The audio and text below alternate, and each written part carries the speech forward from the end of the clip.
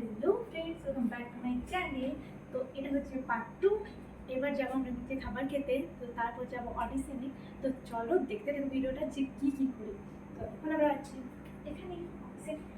তো চলো ভিডিওটা দেখতে থাকো। ফার্স্ট অডিশন, আর ফার্স্ট অডিশনের এক্সপিরিয়েন্সটা কেমন সবটা তোমাদের সাথে শেয়ার করবো। আর অডিশন কীভাবে হয়, কেমন হয়, কোথায় হয়, কারা কোশ্চেন করে, কি কোশ্চেন করে, সবটাই তোমাদের সাথে শেয়ার করবো।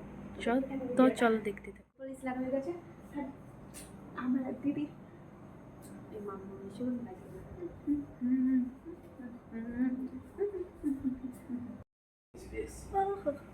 আমি তো খুব এক্সাইটেড গাইস। কি হবে জানি, হয়তো একটু লাইটের প্রবলেম হচ্ছে, কারণ এখন আমরা একটু নিস্তালাতে এসেছি আর এখন খাবার খাবো। এখন আমি কিচ্ছু রেডি হইনি না, আমার স্ক্রিপ্টের কিচ্ছু মনে আছে, আমি জানি না কী করবো। এখান থেকে আমি তোমার দেখাচ্ছি, আমরা এখন 4 তলাতে আছি, 5 তলাতে ছিলাম। তো আমি তোমাদেরকে ভিউটা দেখাচ্ছি নিচের। এখান থেকে ভিউ কতটা এরকম। আর 5 তলা থেকে এখানে আম পাড়া হতো, যখন আম ছিল বাবারা পারতো, এখান থেকে আমি দেখেছি। সকালে কিন্তু জল পড়ছিল আর এখন প্রচণ্ড রোদ দিচ্ছে। আর ওখান থেকে দিদি দেখছি ব্লগ করা, আর আমার স্ক্রিপ্টের খাতাটাও হাতে ধরে আছে। আমার জন্য তোকে অনেক কিছু করতে হবে, বুঝেছিস? দেখে তাকা, দেখো কত সুন্দর লাগছে না?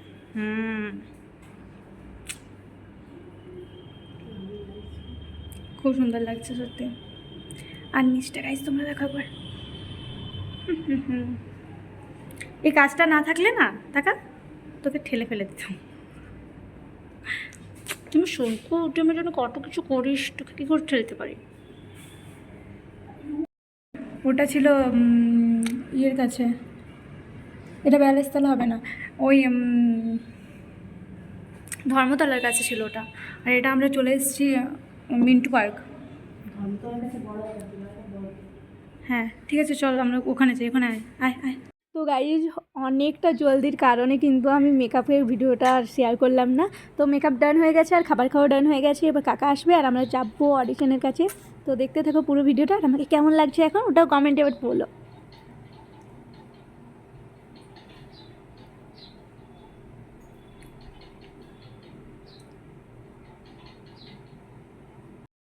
গণপতি বাপ্পাকে প্রণাম করে তারপর চলো। তো এবার আমরা যাচ্ছি, বেরিয়ে পড়েছি। গাড়ি আসছে গাইজ, যে আমরা রোডেই ক্রস করতে পারছি না।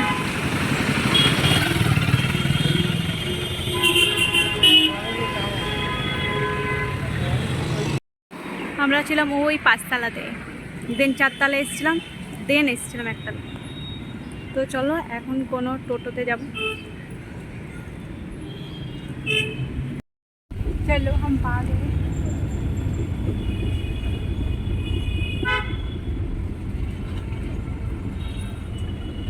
শুনে শুনে ইয়ে হয়ে গেছে, এত শুনেছি। হ্যাঁ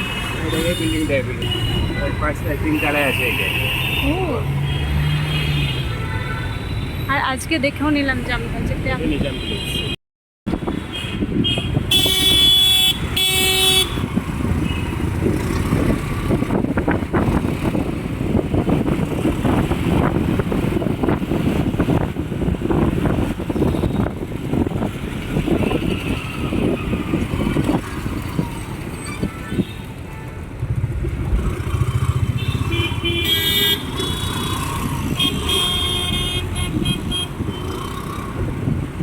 তো আমরা এখন আছি পার্ক স্ট্রিটে। এখন আমরা নামলাম গাড়ি থেকে আর যাচ্ছি এবার এখানে। তো এখন পার্ক স্ট্রিটে এত মানে যতক্ষণ না সিগন্যাল পড়বে, সিগন্যাল পড়া তখন আমাদেরকে কিন্তু এখানে দাঁড়িয়ে থাকতে হবে। তো আগে সিগন্যাল পড়ুক, তারপর আমরা বেরোবো এখানে।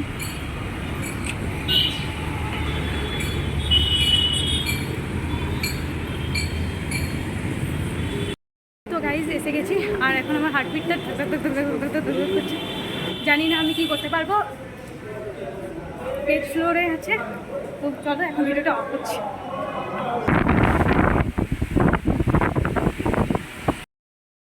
অডিশনের কাছে চলে এসেছি আর এই রুমটায়।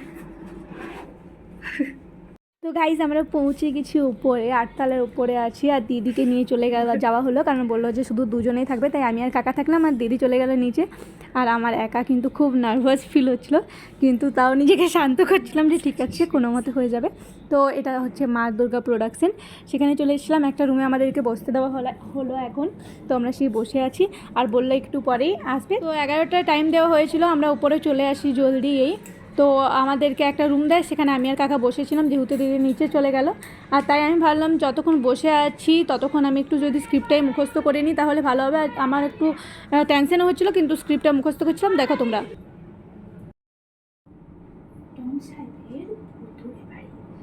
বিরাট অট্টালিকা, 1তলা 2তলা 3তলা, যাক বিরাট প্রাসাদ।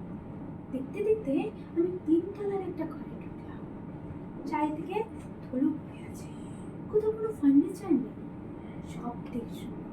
হঠাৎই দেখলাম মেঝেতে ধুলোর মধ্যে শিশুর পদচিহ্ন, যেটা একটা দুটো নয়। আমি তো ভয়ে শিউরে উঠলাম। দেখতে দেখতে 10টা বছর কিভাবে কেটে গেল বুঝতেও পারলাম না। বড় ভাই ছিলেন আমাদের পরিবারের গার্জেন, যার যত কিছু আবদার দরকার সমস্যা সব তিনিই তো মেটাতেন। ছোটবেলায় বাবাকে হারানোর ব্যথা আজও বলতে পারিনি। মা ছিলেন সাথে সাথে মহিলা, সংসারে তো মার প্যাচ তিনি বুঝতেন না। আজ আজ আর সেই বড় ভাই আর আমাদের মধ্যে নেই। খুব মিস করে বড় ভাই তোমাকে। আগেরটাই মুখস্থ হয়নি, আর একটু স্ক্রিপ্ট দিয়ে গেল এখন যে তুমি মুখস্থ করো। 11টা থেকে 12টা বেজে গেছে, এখন আমার ইন্টারভিউ নেয়নি। মনে হয় যা হবে হবে, নেগেটিভ ভাইব থাকা ভালো নয়, পজিটিভ বি পজিটিভ। ঠিক আছে, যা হবে হবে, ফার্স্ট টাইম। অডিশন তো দিলাম, হ্যাঁ আমি চিনতে পারলাম। এইবার তো আমার হলো না, কারণ আমি নিজে জানি আমি নিজে কতটা ঘাবড়েছি। কারণ আমি নিজে জানি আমি নিজে কতটা ঘাবড়েছি। ঠিক আছে, কোনো ব্যাপার না, পরের বার হবে। इधर से बहुत दुख हो रहा है, पर क्या करूं। কোনো ব্যাপার না, পরের বার হবে, সত্যি নেক্সট বার আরও ভালোভাবে ট্রাই করবো। আমি যখন অডিশন দিলাম, কোনটা দেখো ওখানে হাওড়ার ব্রিজ, হ্যাঁ, আর এখানে ইডেন গার্ডেন, দেখো লাইটগুলো, এখান থেকে তো সব কিছু দেখা যাচ্ছে ভালোভাবে। এটা 8তলার উপরে আছে। হ্যাঁ, কত সুন্দর। দেখো ইয়ারে এখানে খেলে 8তলা, ওই দেখো ছেলেগুলো খেলছে। তো বল নিচে পড়ে আরো আনতে যেতে মুশকিল তো। কত নিচে, ও বাবা, নিচটা দেখা গেল।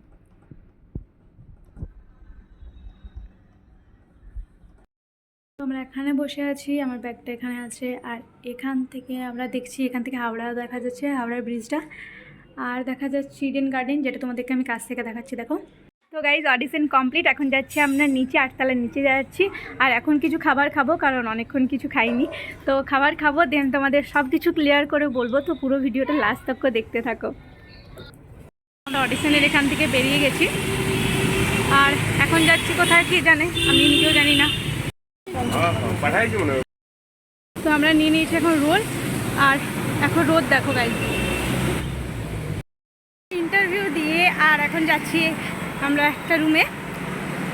পুরো অবস্থা খারাপ হয়ে গেছে, আর ঘটনা তো তোমাদেরকে আমি কি ভিডিওটা পুরো দেখার পরও নিজের মনের মধ্যে অনেক কিছু আছে যেগুলো তোমাদের ক্লিয়ার হচ্ছে না। তো চলো সেগুলো তোমাদের ক্লিয়ার করে দিই। আমি কিভাবে ওখানে গেলাম, কিভাবে আমি অডিশনে খোঁজ পেলাম, সমস্ত কিছু। তো আমি একটা ইনস্টাগ্রাম থেকে লিঙ্ক পাই, যেখানে আমি হোয়াটসঅ্যাপে অ্যাড হই। তো হোয়াটসঅ্যাপে অ্যাড হওয়ার পর আমি ভাবলাম যে হ্যাঁ, ওইটা বলছিল যে এখানে অডিশন দেওয়া যায়। তো আমি সেখানে বললাম যে হ্যাঁ আমি দিতে ইচ্ছুক। তো আমাকে ফোন করেছিল যে তুমি কি কোনোদিন কোনো অ্যাক্টিং শিখেছো, আর আমার সব ডিটেলস জানলো, মানে আমি কোথায় থাকি বা কিছু এইসব। তো আমি বললাম যে না, আমি আগে কোনো দিন অডিশন দিইনি বা আমি অভিনয় শিখিনি। তো বললো ঠিক আছে, আমাদের ফর্ম ফিল আপ হবে 200 টাকা দিয়ে, আপনি যদি ইচ্ছুক তো করতে পারেন। দেন আমি বললাম ঠিক আছে, আমি আমার বাড়ির সবার সাথে ডিসকাস করে আর জানাচ্ছি। তো আমি আমার মাকে বলি, আমার মা রাজি হয়ে যায়। তারপর আমি বাবাকে ফোনপে করাই 200 টাকা দিয়ে। তো আমি 200 টাকা দিয়ে করালাম। দেন আমি একটা ফ্রেন্ডের সাথে কথা হলো, দেন ও বললো যে অনেক স্ক্যাম হয় এরকম। বললো যে অনেক স্ক্যাম হয় এরকম, তো 200 টাকা মেবি চলে যেত।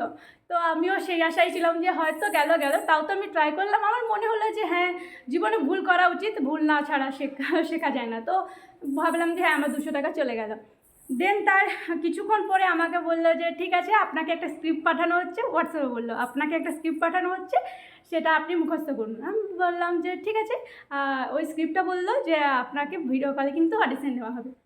আমি তখনও বিশ্বাস করতে পারিনি, কিন্তু হ্যাঁ, আমাকে যে স্ক্রিপ্টটা দিল আমি সেই স্ক্রিপ্টটা কিন্তু মুখস্থ করলাম। আর দেন আমাকে বললো যে স্ক্রিপ্টটা তুমি মুখস্থ করে আর একটা নিজের ভিডিও করে আমাকে দাও, আমি দেখছি যে তোমার কোন কোন জায়গায় ভুল আছে, আমি তোমাকে সেগুলো বলে দেবো। তো আমি বলছি একটা কথা, যা আমি করে নিই। তো আমাকে বললো যে তুমি আমাকে একটা ভিডিও করে পাঠাবে তোমার, যেটা আমি স্ক্রিপ্টে দিলাম সেটা মুখস্থ করে, আমি দেখবো কোথায় ভুল আছে না আছে। তো আমি যদি ভুল আছে সেই জায়গাগুলো বলে দেবো, তুমি ভিডিও কলে যেমন ভালো বলতে পারো। তো আমি সেই মতো নিজের একটা ভিডিও করে পাঠালাম। এই ভিডিওটা আমি পাঠিয়েছিলাম ওনাদেরকে। এই ভিডিওটা দিয়ে আমাকে বললো ঠিক আছে তুমি এরকমভাবে যদি ভিডিও করে বলতে পারো তাহলে ভালো। তো আমি তারপরে অডিশন, আমি তারপরেও ভাবতে পারিনি যে এটা হবে আমাকে, কারণ ভিডিও কল আসেনি 2 দিন। আমি বললাম ঠিক আছে, গেল আমার 200 টাকা। তো তারপর আমাকে ভিডিও কল করে, আর আমি সত্যি অবাক হয়ে যাই যখন আমি ভিডিও কলে দেখি যে সোমা চক্রবর্তী আমার অডিশন দিচ্ছে। তো দেখো, আমি অডিশনের ক্লিপটা তোমরা দেখবে, এখানে দিয়ে দিচ্ছি। বয়স কত? 17। আচ্ছা, কোথায় থাকো বাবু? পুরুলিয়াতে। পুরুলিয়া। তিনি বুঝতেন না, আর সে বড় ভাই আর আমাদের মধ্যে নেই। খুব মিস করি বড় ভাই তোমাকে। ভেরি গুড প্রিয়া, খুব ভালো বলেছো। তোমাকে 2 দিনের মধ্যে ম্যাম জানিয়ে দেবে কি রেজাল্ট হলো। আচ্ছা, খুব ভালো, ভেরি গুড। তো দেখতেই পেলে তোমরা, আমাকে ভিডিও কলে সোমা চক্রবর্তী নিল অডিশন। 2 দিন পর আমাকে ভিডিও কল করা হলো 4টের সময়। তো তারপর আমাকে বললো যে তোমাকে দিদিরা কল করে বলবে তুমি সিলেক্ট হয়েছো কি না। তো তারপর আমি ভাবলাম 2 দিন সময় নেবে, কিন্তু না, তার পরের দিনই আমাকে সকালবেলায় ফোন করে বললো যে হ্যাঁ, আপনার অডিশনটা সোমা চক্রবর্তী খুব খুব খুব ভালো লেগেছে, তো তুমি কি কাছের থেকে একটা অডিশন দিতে পারবে কলকাতায় এসে। আমি বললাম ঠিক আছে, কোনো প্রবলেম না। আমি বাবাকে বললাম, দেন বাবা আমাকে বললো ঠিক আছে। আর আমাকে 2 দিন সময় দেওয়া হয়, আমাকে শনিবার দিন বলেছিল, আর সোমবার দিন সকালেই আমি গিয়েছি। মানে শনি বললো যে সোমবারের মধ্যে অডিশনটা, মানে 15 তারিখ দিতে হবে অডিশনটা। তাই আমি রবিবারে, মানে শনিবার দিন থেকে রবিবার দিন রাতে চেপে আর সোমবার দিন সকালে ওখানে পৌঁছি।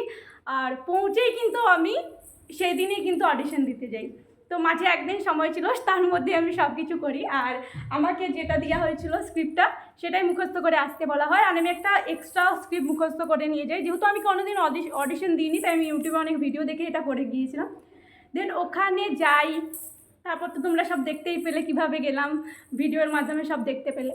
তো ওখানে যাই, গিয়ে আমাকে বসতে বলে প্রায় 1 ঘন্টা, যেমনটা দেখলে। দেন আমি যখন যাই রুমে, আমি অবাক হয়েছে, এই যে যাকে আমি সিরিয়ালে দেখেছি সে আমার কাছে, মানে দেবিকা মিত্র আমার অডিশন নেয়, আমাকে সিলেক্ট করা হয়। দেন মৌমিতা দাস, হ্যাঁ ওর নাম্বারটাও আমার কাছে আছে, ওনার নাম্বারটাও আমার কাছে আছে। তো উনি আমাকে, দেবিকা মিত্র আমাকে অডিশন নেন। তো দেবিকা মিত্র আমার অডিশন নেন। তারপর আমরা কিছুক্ষণ বসি, বললো তোমরা পাশের ঘরে বসো, আমাকে জানানো হবে যে আমার অডিশনটা দেবিকা মিত্র ভালো লেগেছে কি না। তো তারপর কিছুক্ষণ পরে, প্রায় 10-15 মিনিট পরে আমাকে ডাকা হয়। মৌমিতা দাস বলে একজন দিদি ছিল, তিনি আমাকে বললেন যে হ্যাঁ, তোমারটা খুব ভালো লেগেছে, কিন্তু তুমি যেহেতু শেখোনি আগে মানে অ্যাক্টিং, অভিনয় কোনোদিন শেখোনি, তো তোমাকে আমাদের কাছে কিন্তু করতে হবে, মানে শিখতে হবে 6 মাস। তো দেখা যাক কী করা যায়, 6 মাস আগে শেখা হয় কি না হয়। আমাদেরকে বললো, অনেক কিছু বোঝালো, আর অনেকটা টাইম ধরে আমাকে সব কিছু বোঝালো, 1 ঘন্টা প্রায়। খুব ভালো লাগলো। আর যাই হোক, দেখা যাক কী করা যায়, হয় কি না হয়। কিন্তু হ্যাঁ, আগে তো শিখতে হবে, সব জিনিসটা না শিখলে প্রপার আমরা কিন্তু বলতে পারবো না। হয়তো একটা স্ক্রিপ্ট আমি মুখস্থ করে নিয়ে গেছি, সেজন্য আমি পুরো প্রিপেয়ার হয়েছি, কিন্তু যখনই কোনো ভালো জায়গায় যেতে হবে তখন অনেক কিছু কিন্তু জেনে যেতে হবে। তো তার জন্যই আমাকে বললো যে হ্যাঁ তোমারটা খুব ভালো লেগেছে দীপিকা মিত্র, তো তোমাকে সিলেক্ট করা হলো, কিন্তু তোমাকে আগে কিন্তু 6 মাস শিখতে হবে। তার জন্য একটা এগ্রিমেন্ট পেপারও দেওয়া হলো, যেটাই আমাকে সব কিছু বলা হলো। তো খুব ভালো লাগছে যে আমি অডিশন দিলাম, ফার্স্ট টাইমের অভিজ্ঞতা খুব ভালো হয়েছিল, আর খুব নার্ভাস হয়েছিলাম কিন্তু ভালো হয়েছে। তো দেখা যাক কী করা যায় না করা যায়। তো তোমাদের এই ভিডিওটা কেমন লাগলো অবশ্যই জানিও, ভালো লাগলে লাইক কমেন্ট শেয়ার সাবস্ক্রাইব করে দিও। দেখা হচ্ছে নেক্সট কোনো ভিডিওয়ে, ততক্ষণের জন্য টাটা।